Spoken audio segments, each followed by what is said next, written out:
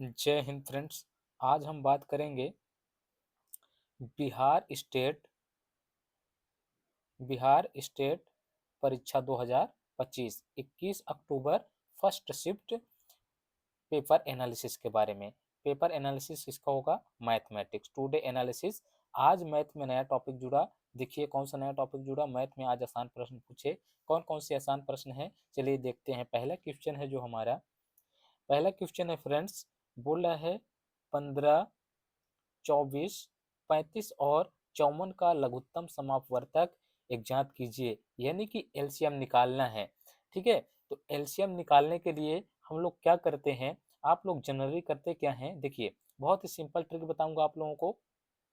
जैसे 15 दिया है तो आप 15 लिखेंगे, 24 लिखा है 24 लिखेंगे, 35 और 54 इस तरह से आप लिखेंगे।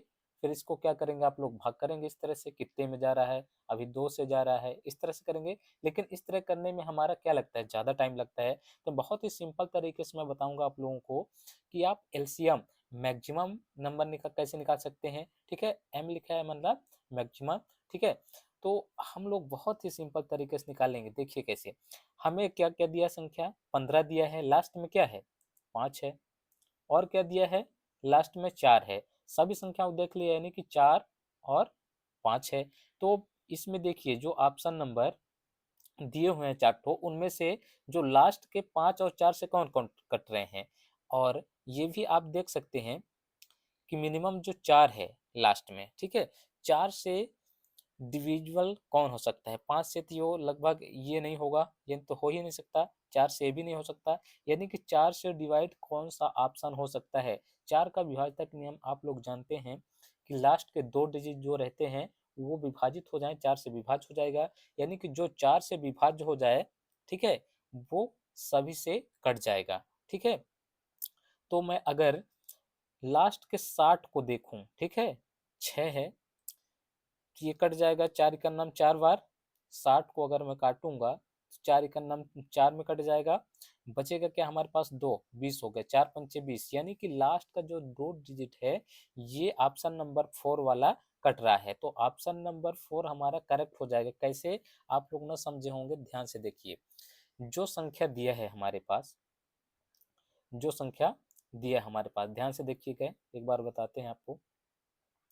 संख्या क्या दिया है लास्ट में, 15 है, 24 है, 35 है और 54 है ना।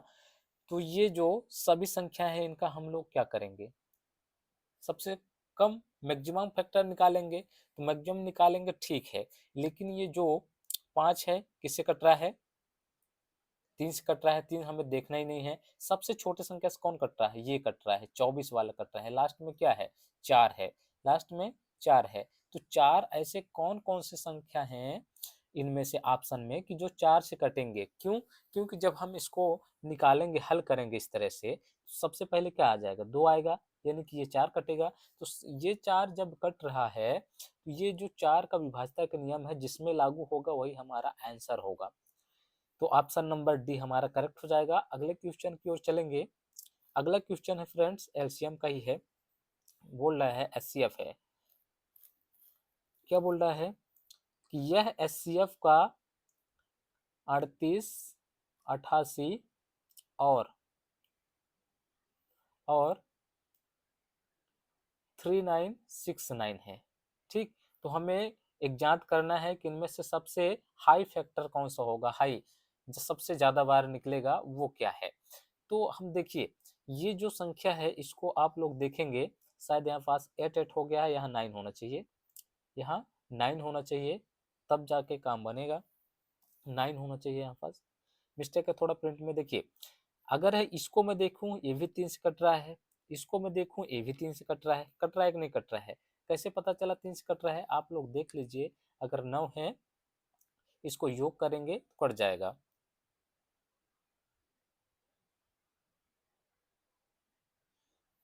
नहीं सॉरी, यहाँ पास 8 ही है, 8 ही रहेगा, तब जाके कहीं 3 से डिविजिबल होगा। यहाँ 8 ही है ना, 8 है। इसको हम ऐड करेंगे तो इसका मान कितना आएगा, 27 आएगा। और इसको ऐड करेंगे, 9 दूना 18, 9 27, ये भी 27 है। यानी कि ये जो संख्याएं हैं किससे कट रही हैं, 3 से कट रही हैं। तो हम लोग क्यों ना इस तरह से करें कि जो ऑप्शन नंबर 3 से कट जाएगा वही हमारा आंसर होगा। ठीक है, तो ऑप्शन नंबर देख लेंगे, ये 3 से नहीं कटेगा, ये भी 3 से नहीं कटेगा, ये भी 3 से नहीं कटेगा। कटेगा कौन सा, ऑप्शन नंबर सी 3 से कट जाएगा। तो ऑप्शन नंबर सी हमारा करेक्ट हो जाएगा। उम्मीद करता हूँ अच्छे से समझ में आया होगा आप लोगों को। अगर हाई फैक्टर पूछा है, हाई सबसे हाई, तो हम हाई निकालते निकालते हम लोग बहुत टाइम लग जाएगा। लेकिन हमें देखना क्या, दिमाग लगाना है। जो संख्याएं दी हुई हैं ये सब कॉमन रहते हैं लगभग। 3 को जोड़ लिए, किससे कटेगा, 3 से कट रहा है, ये भी 3 से कट रहा है। यानी कि जब ये 3 से पहला संख्या कट रहा है तो हम ऑप्शन को देख लेंगे कि जो ऑप्शन में कोई है संख्या जो 3 से कट रहा है। अगर कट रहा है तो ऑप्शन नंबर वो हमारा करेक्ट हो जाएगा। अगले क्वेश्चन की ओर चलेंगे। बहुत ही अच्छा क्वेश्चन है, बोल रहा है 75 का 75% क्या होगा। 75 का यानी गुणा 75 परसेंट हटाने के लिए हम लोग क्या करते हैं, 100 का भाग करते हैं। तो 100 का भाग कर देंगे। इसको आगे हल करेंगे फ्रेंड्स, देखिए इसको आगे हल करेंगे तो ये 100 है, तो 25 चौको 100, 25 चौको 100 हो जाएगा। ठीक है, तो 4 बार कट रहा है किससे, 25 से। अब 25 त्या 75, इतना तो सॉल्व हो गया। इसको आगे सॉल्व करेंगे हम लोग, तो बचा क्या हमारे पास, 75 गुणे 3/4। इसको आगे सॉल्व करेंगे। आगे सॉल्व हम यहाँ पर कर रहे हैं, देखिए इसको आगे सॉल्व करेंगे, गुणा करेंगे। 5 त्याएं 15, 5 हासिल 1, 7 त्रिक 21, 1 22, 22/4 हो गया। अब इसको हम भाग करेंगे, 4 का भाग करेंगे, 4 इकन्नम 4, 4 पंचे 20, बच गया 2, हुआ क्या ये 25 हो गया। 4 छंग 24, ये भी कट गया, एक बचा, एक बचा। अब दशमलव भाग नहीं जा रहा, दशमलव यहाँ आ गया 0। तो 4 दूना 8, 4 दूना 8, बचा क्या 2। अब फिर से 0 उतर जाएगा, 4 पंचे 20। यानी कि हमारे पास संख्या क्या निकल के आ रहा है, 56.25%।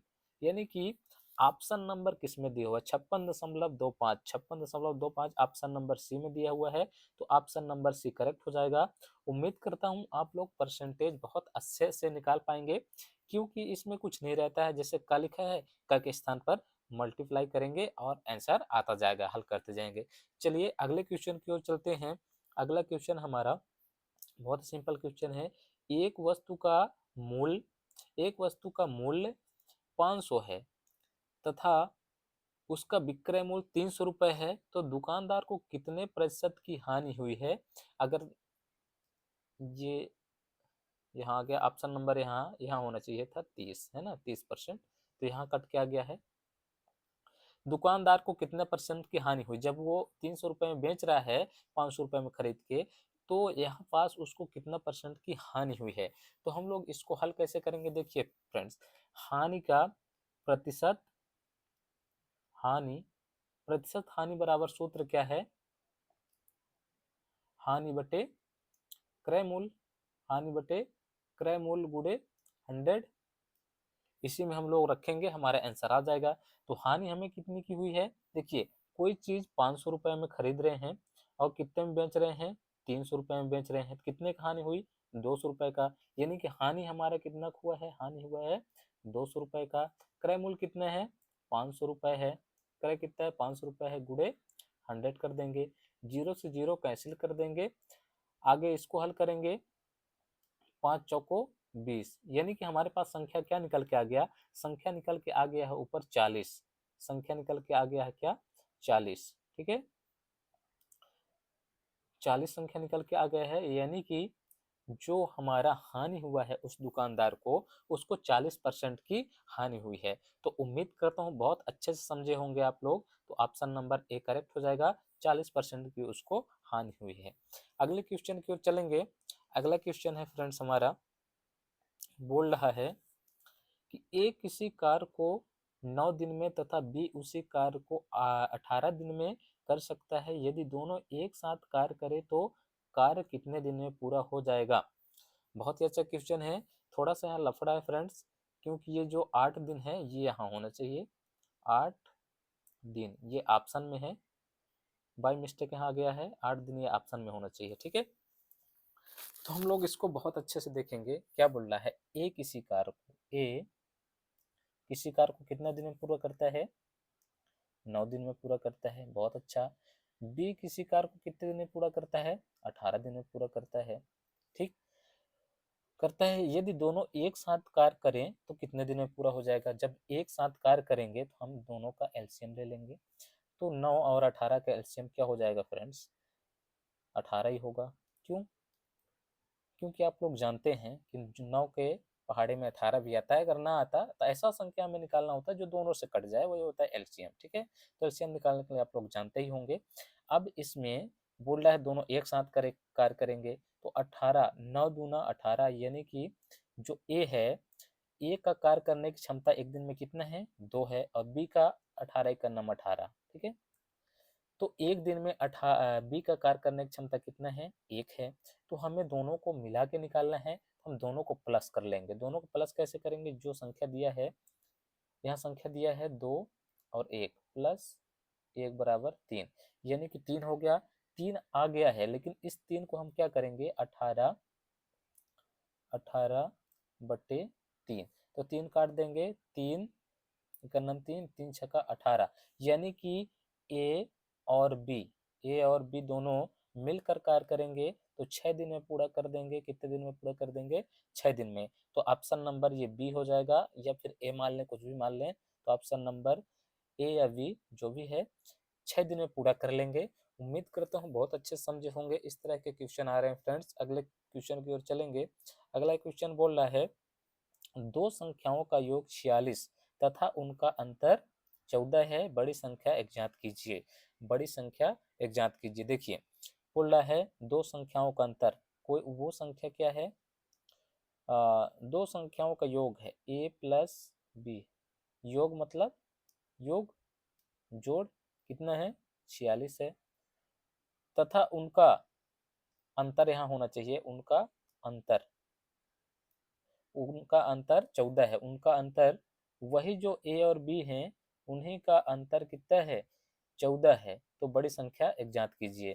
तो बड़ी संख्या हम लोग ज्ञात करेंगे फ्रेंड। देखिए, ये प्लस और माइनस है, यहाँ विलोपन विधि लगेगा। अगर यहाँ हमारा प्लस ही प्लस होता या फिर माइनस ही माइनस होता तो हम लोग इसको प्लस माइनस में चेंज कर सकते थे, लेकिन यहाँ प्लस और माइनस दिया है बी में, तो बी से बी कट जाएगा, बचेगा क्या, ये प्लस है, ये भी प्लस है, प्लस प्लस जुड़ेगा 2a हो जाएगा, बराबर ये दोनों प्लस में है, ये भी प्लस में है, ये भी प्लस में है। 6 4 10 की शून्य, हासिल 1 बच जाएगा। 4 1 5 1 6, 60 हो गया। इसको आगे हल करेंगे तो 2 इधर 2 है, देखिए इधर क्या है, 2 है और ए है, हम 2 को पक्षांतर करेंगे तो ए बराबर बचेगा क्या, 60। 2 इधर गुणे में है, इधर गुणे में है, तो इधर आएगा तो भाग में हो जाएगा। तो काटेंगे, 2 इकन्नम 2, 2 त्याय 6, यानी कि ए बराबर हमारे पास क्या निकल के आ गया, ए बराबर निकल के आ गया है 30। यानी कि जो वो बड़ी संख्या है वो क्या है, 30 है। तो ऑप्शन नंबर बी करेक्ट हो जाएगा। उम्मीद करता हूँ बहुत अच्छे समझ में आया होगा। अगले क्वेश्चन की ओर चलेंगे। अगला क्वेश्चन है फ्रेंड्स, सरलीकरण का है, बहुत ही अच्छा है, संख्या पद्धति है। इसको सॉल्व करेंगे। बोल रहा है 3 प्लस कोष्टक 3 गुणे कोष्टक 3 माइनस 3 प्लस 3 भागे 6 का मान ज्ञात कीजिए। तो आप लोग बहुत अच्छे से जानते होंगे, हमें बोर्ड मास का नियम यहाँ लगाना पड़ेगा। बोर्ड मास आप लोग जानते होंगे, ना जानते होंगे देख लीजिए। सबसे पहले हमें करना क्या होता है, कोष्टक सॉल्व करना होता है। अगर इससे पहले है ब्रैकेट, ठीक, इसके बाद क्या सॉल्व करना होता है, भाग, इसके बाद गुणा, इसके बाद प्लस, इसके बाद माइनस। अगर ऑफ है तो हमको सबसे पहले ऑफ सॉल्व करना चाहिए, फिर कोष्टक, फिर भाग, फिर गुणा, फिर प्लस, फिर माइनस। ठीक है, तो हमें हल इसको करेंगे, हम इसको हल करेंगे। देखिए, सबसे पहले हम अंदर से लेंगे, सबसे पहले हम अंदर से हल करना स्टार्ट करेंगे। तो सबसे पहले छोटा कोष्टक हल करेंगे। 3 3 कितना हो जाएगा, 6 हो जाएगा। 3 3 6 हो जाएगा, क्योंकि कोष्टक के अंदर है। अब बचेगा क्या, -3, और यहाँ भागे 6। ठीक है, ये है मझला कोष्टक के अंदर। इसको फिर सॉल्व करेंगे तो ये 6 से 6 कट जाएगा, क्योंकि भाग में 6 करना 6 हो जाएगा। बचेगा क्या? 3 माइनस 1। 3 माइनस 1 हुआ तो 3 में 1 घट जाएगा। अब ये कोष्टक के अंदर है, देखिए इतना हो गया ना। इसके बाद गुणे, इसको यहीं पास और हल कर लेंगे तो ज़्यादा बेटर रहेगा, क्योंकि यहाँ हम इसको घटा लेंगे तो बच जाएगा 2, और बचेगा क्या? यहाँ पर 2 बच जाएगा। अभी तक यहाँ 3 था, है ना, 3 था हमारे पास। संख्या बचा 1 माइनस 3, इसको आगे हल कर लेंगे तो घट जाएगा, बचेगा क्या? 2। अब हमारे पास ये संख्या बचा है, ये संख्या बचा है, सॉरी ये नहीं बचा है, अब गुणे में 3 बचा है, ये वाला बचा है, तो यहाँ 3 लिखेंगे, और कोष्टक 1 तो बचा है तो कोष्टक में ऐसे कर लेंगे। अब बाहर क्या है? +3 है, इसको आगे हल करेंगे, बहुत सहूलियत से इसको हल करना पड़ता है। तो देखिए 3 दूना 6, अब बाहर क्या बचा? +3 है, 3 हो जाएगा, इसको आगे हल करेंगे तो 6 3 9, 6 3 9। तो ऑप्शन नंबर ये जो 6 है, इस 6 को यहाँ होना चाहिए था इस तरह, और ऑप्शन नंबर बी हमारा करेक्ट हो जाएगा 9। तो उम्मीद करता हूँ सरलीकरण में बहुत ही ध्यान से हल करना होता है, बहुत ही अच्छे तरीके से बारीकी से देखने के बाद हल करिए, और इस तरह के क्वेश्चन बहुत अच्छे से आ रहे हैं फ्रेंड्स। तो उम्मीद करता हूँ आप लोग समझ गए होंगे। तो मिलते हैं अगले वीडियो में, तब तक के लिए थैंक यू सो मच।